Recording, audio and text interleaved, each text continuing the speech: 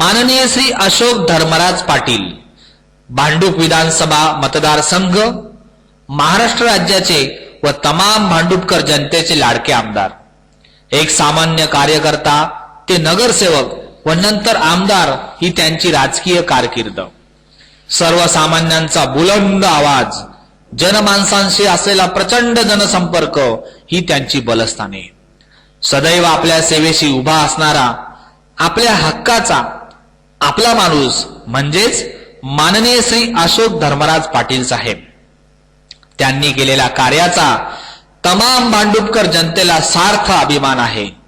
मग ती विकासकामे असतील, सामाजिक जाणीवेची असतील किंवा गुणवंतांच्या कला कौतुकांची असतील।